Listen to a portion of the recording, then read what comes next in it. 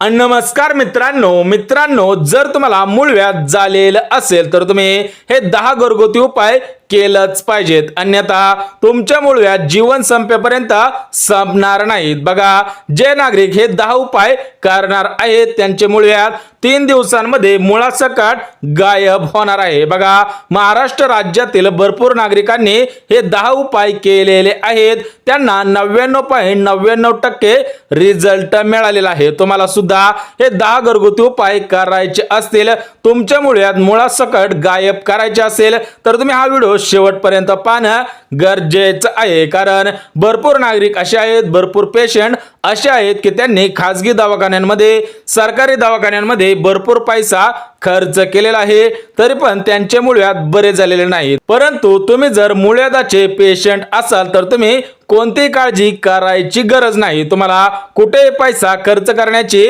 गरज नाही, मूळव्याधाचे ऑपरेशन करण्याची गरज नाही। तुम्ही फक्त हे 10 रामबाण उपाय रोज केलेच पाहिजे, तुमचे मूळव्याध मुळासकट गायब होणार आहे। त्यामुळे हे 10 रामबाण उपाय कोणकोणते आहेत ते सुद्धा अगदी झटपट बघून घ्या। परंतु तुम्हाला सध्याच्या स्थितीला मूळव्याध झालेलं असेल तर तुम्ही कोणकोणती पथ्य पाळायची आहेत ते सुद्धा तुम्हाला सांगणार आहे, त्याच्यानंतरच तुम्ही हे 10 रामबाण उपाय करायचे आहेत। बघा, हे उपाय करण्याच्या अगोदर तुम्ही महत्त्वपूर्ण अशी पथ्य पाळले पाहिजेत, तरच तुम्हाला मूळव्याधावरती 100% रिझल्ट मिळणार आहे। त्यामुळे ही 10 पथ्य पाळणं गरजेचं आहे। बघा, 10 पथ्यांपैकी पहिलं पथ्य म्हणजे रोज सकाळी जो तुम्ही चहा पित आहे तर तो चहा डायरेक्ट बंद करायचा आहे। बघा, स्पष्टपणे सांगण्यात आलेलं आहे की आपल्याला रोज सकाळी सकाळी चहा लागतो, तर तो चहा तुम्हाला डायरेक्ट बंद करायचा आहे, 1 चमचा सुद्धा चहा प्यायचा नाही। जर तुम्ही चहा रोजची रोज पित असाल तर तुम्ही आजच्या चहा सुद्धा बंद करायचा आहे, अन्यथा तुमचे मूळव्याध डबल सुद्धा होऊ शकते। सोबतच दुसरं पथ्य म्हणजे वडापाव असेल, भजीपाव असेल, समोसा असेल, कचोरी असेल, यांसारखे बाहेरील कोणतेच पदार्थ खायचे नाहीत, एक घास सुद्धा खायचा नाही। बघा, स्पष्टपणे सांगण्यात आलेलं आहे की बाहेरील तेलामध्ये जे जे पदार्थ तळलेले असतील ते पदार्थ खायचे नाहीत, अन्यथा तुमचे मूळव्याध डबल होऊन जाईल। त्यामुळे 10 पथ्य सांगणार आहे, त्यामुळे तुम्ही काळजीपूर्वक ऐकायची आहे। सोबतच तिसरं पथ्य म्हणजे मासे असेल, चिकन असेल किंवा अंडे असेल तर हे अंडी खायची नाहीत, त्यांचा जीव घेतल्यानंतर तुम्हाला त्रास 100% होणार आहे। बघा, स्पष्टपणे सांगण्यात आलेलं आहे की मूळव्याधाच्या पेशंटने मासे खायची नाही, चिकन खायचं नाही आणि अंडे खायची नाही, तरच तुम्हाला याचा फरक 100% पडणार आहे। तुम्ही बोकडाचे मटण खाऊ शकता, त्या बोकडाच्या मटणामध्ये जास्त उष्णता नसते। सोबतच चौथं पथ्य म्हणजे पाव असेल, चॉकलेट असेल, केक असेल, खारी असेल, यांसारखे बेकरीयुक्त पदार्थ खायचे नाहीत, अन्यथा तुमचे मूळव्याध डबल होऊन जाईल। बघा, स्पष्टपणे सांगण्यात आलेलं आहे की बेकरीमधील कोणतेच पदार्थ खायचे नाही, ते असताना जड असतात, त्याच्यामुळे तुमची पाचनक्रिया फास्ट होत नाही। सोबतच 5वे पथ्य म्हणजे हरभऱ्याची डाळ असेल, मुगाची डाळ असेल, तुरीची डाळ असेल, यांपैकी कोणतीच डाळ खायची नाही, तर या डाळीमुळे मूळव्याध जास्त सुद्धा होऊ शकते परंतु कमी होणार नाही। त्यामुळे जर तुम्ही आहारामध्ये डाळयुक्त पदार्थ खात असाल तर तुम्ही आजच्या बंद सुद्धा करायचे आहेत, अन्यथा तुमच्या मूळव्याध डबल सुद्धा होऊ शकते। सोबतच 6वे पथ्य म्हणजे वांगे असेल, बटाटा असेल आणि वातळयुक्त पदार्थ असतील तर ते पदार्थ आजच्या आज बंद करायचे आहेत आणि ते पदार्थ कधीच खायचे नाही, जेणेकरून तुमचा मूळव्याधाचा त्रास थोडा थोडा करत बंद होऊन जाईल, काही दिवसानंतर थेट तुमचे मूळव्याध सुद्धा गायब होऊन जाईल। सोबतच 7वे पथ्य म्हणजे भाजीला चटणी मसाला वापरायचा नाही। बघा, स्पष्टपणे सांगण्यात आलेलं आहे की आहारामधील जी भाजी असेल तर त्या भाजीला चटणी वापरायची नाही, मसाला वापरायचा नाही, जर तुम्हाला वापरायचा असेल तर अगदी थोडासा वापरायचा आहे। बघा, स्पष्टपणे सांगण्यात आलेलं आहे की तिखट पदार्थ खायचे नाही, तर या तिखट पदार्थामुळे जास्त प्रमाणे मूळव्याध सुद्धा होऊ शकते. सोबतच आठवे पथ्य म्हणजे कोणत्याही प्रकारचे व्यसन करायचे नाही. यामध्ये विविध प्रकारचे व्यसन समाविष्ट आहे, तुम्ही सुद्धा समजून घ्यायचं आहे. बघा, कोणत्याही प्रकारचे व्यसन करायचं नाही, अन्यथा तुमचे मूळव्याध जास्त प्रमाणामध्ये वाढू शकते. सोबतच नववे पथ्य म्हणजे जास्त तेलकट पदार्थ खायचे नाहीत. बघा, सरासरी बाजारांमध्ये भेटणारे पदार्थ असतील किंवा इतर ठिकाणी तेलयुक्त असणारे पदार्थ असतील तर ते पदार्थ खायचे नाहीत. तर बघा, स्पष्टपणे सांगितलेलं आहे की बाहेरील तेलामध्ये तळलेले पदार्थ असतील तर त्या पदार्थांना हात सुद्धा लावायचा नाही. तेलामध्ये तळलेले पदार्थ खायचे नाहीत, अन्यथा तुमचे मूळव्याध जास्त होऊ शकते, परंतु ते मूळव्याध कमी होणार नाही. सोबतच 10वे पथ्य म्हणजे एका जागेवरती जास्त वेळ बसायचे नाही, अन्यथा उष्णता निर्माण होऊन मूळव्याध जास्त प्रमाणामध्ये सुद्धा होऊ शकते. बघा, मूळव्याधाचे भरपूर प्रकार आहेत, तर सर्वांनी ही 10 पथ्य पाळायची आहे, तरच तुम्हाला 100% फायदा सुद्धा होणार आहे. परंतु मूळव्याधावरती 10 घरगुती उपाय कोणकोणते आलेले आहेत ते सुद्धा तुम्हाला सांगणार आहे, जेणेकरून तुमचे मूळव्याध 3 दिवसांमध्ये गायब सुद्धा होऊन जाईल. बघा, स्पष्टपणे सांगण्यात आलेले आहे की 10 पथ्य जे नागरिक जे पेशंट पाळणार आहेत त्यांचंच मूळव्याध 100% होणार आहे, 100% फायदा होणार आहे. त्यामुळे आता आपण 10 उपाय कोणकोणते आहेत ते सुद्धा अगदी झटपट बघून घ्या.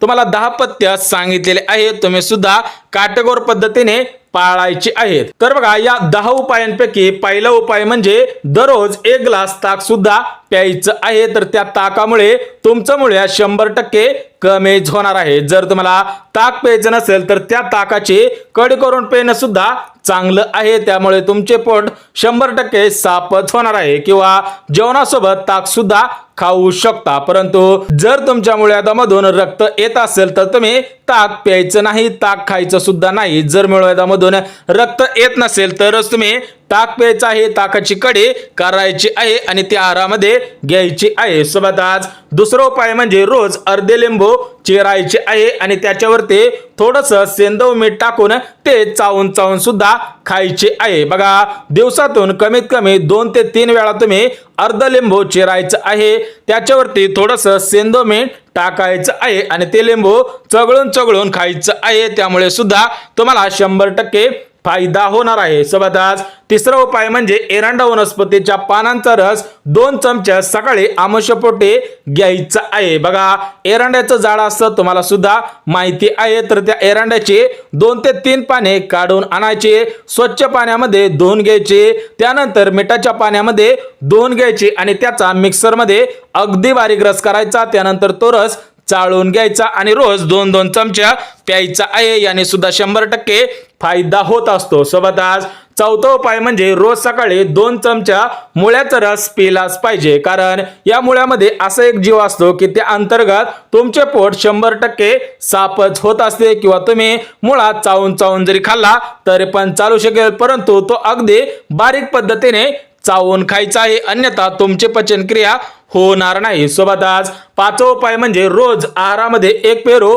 असलाच पाहिजे. बघा, पेरूने सुद्धा मूळव्याधाला 100% फायदा होतो, परंतु त्या पेरूमधील बिया खायच्या नाही. त्या पेरूमध्ये जो गर असतो तो गरच खायचा आहे, पेरूची पाने खायची आहे. यामुळे मूळव्याधाला 100% फरक सुद्धा पडून जातो आणि काही दिवसानंतर तुम्हाला याचा रिझल्ट सुद्धा भेटून जातो. सोबतच 6वा उपाय म्हणजे रोज 1 लिंबू चिरायचं आहे आणि ते लिंबू 1 ग्लास दुधामध्ये टाकायचं आहे, परंतु हे दूध तापवायचे नाही.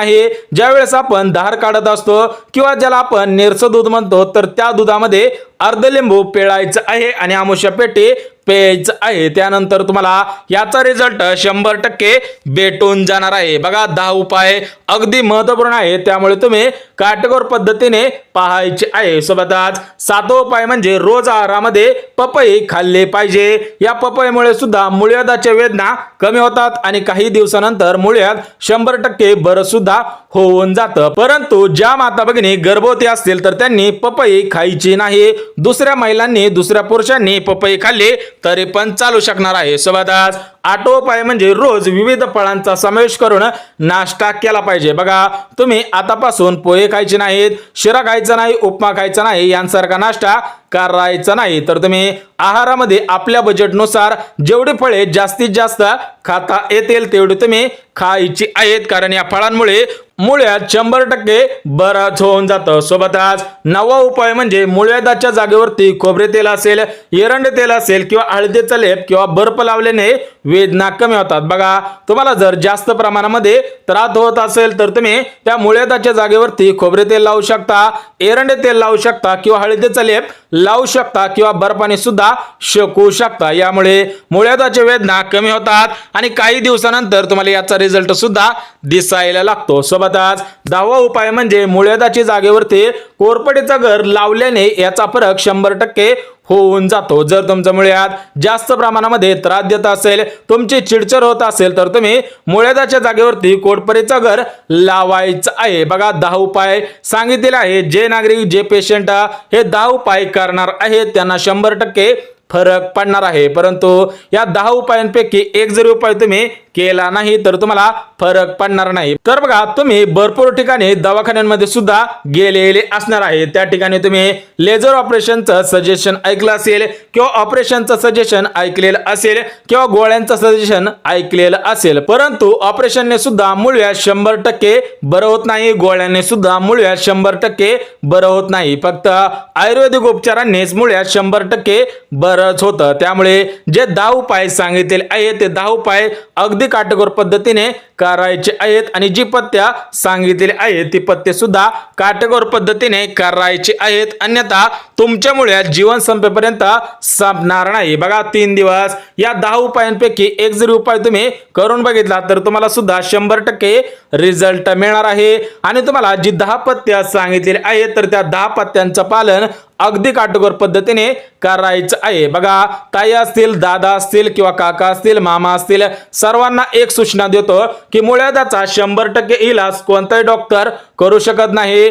याच्यामध्ये 50% तुम्हाला काळजी घ्यावी लागते आणि 50% डॉक्टर तुमची काळजी घेतात। त्यामुळे आपल्या हातामध्ये जेवढ्या गोष्टी आहेत तेवढ्या गोष्टी आपण स्वतःच केल्या पाहिजे। त्यामुळे तुम्हाला मी 10 उपाय सांगितले, याच्यापेक्षा अजून काही उपाय आहेत, ते जर उपाय तुम्हाला पाहिजे असतील तर तुम्ही व्हिडिओच्या खाली कमेंट करा, त्या ठिकाणी तुम्हाला सर्व उपाय देणार आहे। सोबत जी पथ्य पाळायची आहे ती पथ्य सुद्धा सांगणार आहे। परंतु सर्वात महत्त्वाची जी 2 पथ्य सर्वात जास्त प्रमाणामध्ये मूळव्याध वाढवण्यास कारणीभूत आहेत ती 2 पथ्य म्हणजे की तुम्ही कोणत्याही प्रकारचं व्यसन करायचं नाही। याच्यामध्ये विविध प्रकारचे व्यसन आहेत, तुम्हाला मी या ठिकाणी नावे सांगू शकत नाही, परंतु भरपूर व्यसने आहेत, त्याच्यामधलं कोणतेही व्यसन करायचं नाही। आणि जे दुसरं पथ्य आहे ते म्हणजे कोणताही मांसाहार करायचा नाही। जर तुम्हाला मूळव्याधावरती 100% इलाज पाहिजे असेल तर तुम्ही मासे खायचे नाहीत, अंडी खायचे नाही किंवा चिकन सुद्धा खायचं नाही। जर तुम्हाला नॉनव्हेज खायला जास्त प्रमाणामध्ये